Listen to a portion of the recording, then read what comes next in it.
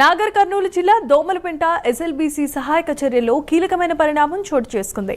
ఎట్టకేలకు tunnel TBM ముందు భాగంలో ఒక డెడ్ బాడీని గుర్తించారు. శిథిలాల కింద ఒక కార్మికుడి చెయ్యిని రెస్క్యూ బృందాలు గుర్తించాయి. డ్రిల్లింగ్ చేస్తూ మృతదేహాన్ని బయటకు తీసేందుకు తవ్వకాలు చేస్తున్నారు. 16 రోజులుగా టన్నెల్లో రెస్క్యూ ఆపరేషన్ కొనసాగుతున్న సంగతి తెలిసిందే.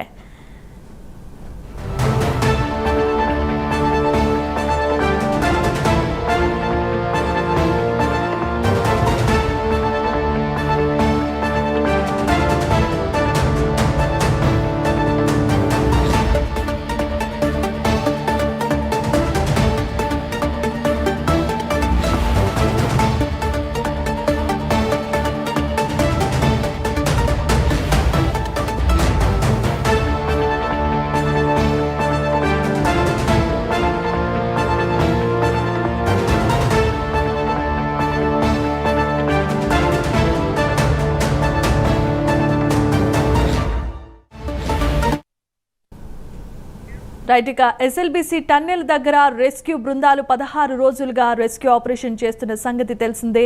డ్రిల్లింగ్ చేస్తూ ఒక మృతదేహాన్ని బయటకు తీశారు. మరొక కార్మికుడి చెయ్యి కూడా దొరికినట్లుగా తెలుస్తోంది. ఎస్ఎల్బీసీ చర్యలో భాగంగా ఈ పురోగతిని సాధించారు. టన్నెల్ టీజీఎం ముందు ఒక డెడ్ బాడీని గుర్తించారు. ఇదే అంశానికి సంబంధించి మరిన్ని అప్డేట్స్ అందించడానికి మా కరెస్పాండెంట్ హరిశంకర్ ఫోన్ ఇన్ ద్వారా సిద్ధంగా ఉన్నారు. హరిశంకర్, చెప్పండి.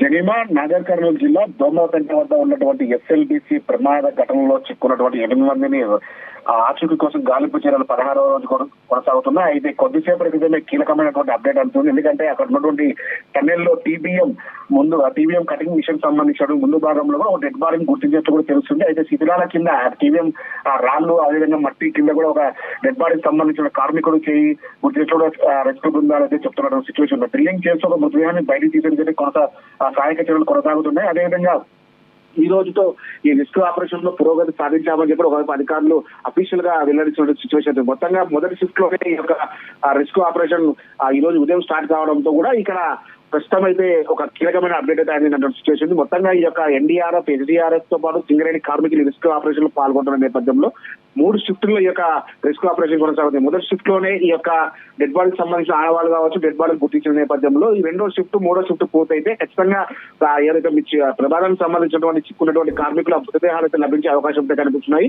మొత్తంగా ఈ రోజు రేపటితో ఈ యొక్క ఆపరేషన్ పూర్తయ్యే అవకాశాలు అయితే కనిపిస్తున్నాయి. మరోవైపు ముఖ్యమంత్రి రేవంత్ రెడ్డి కూడా రేపు ఈ యొక్క ఎల్లుండి రెస్క్యూ ఆపరేషన్ సంబంధించి కీలకమైనటువంటి సమీక్ష సమావేశం నిర్వహించిన నేపథ్యంలోనే అప్పటిలోపు ఈ యొక్క రెస్క్యూ ఆపరేషన్ పూర్తి చేయాలని కూడా వైపు అధికారులు త్వరతగతిన లోపలికి వెళ్ళి టన్నెల్ లోపలికి వెళ్తున్న పరిస్థితి. మరోవైపు కన్వేర్ బెల్ట్ కూడా కొద్దిసేపట్లో అందుబాటులోకి వస్తున్న నేపథ్యంలోనే మొత్తం పూర్తిగా బయటికి తీసుకెళ్తే మిగిలిన డెడ్ బాడీలు కూడా బయటకు వచ్చే అవకాశాలు కనిపిస్తున్నాయి. జరిమా.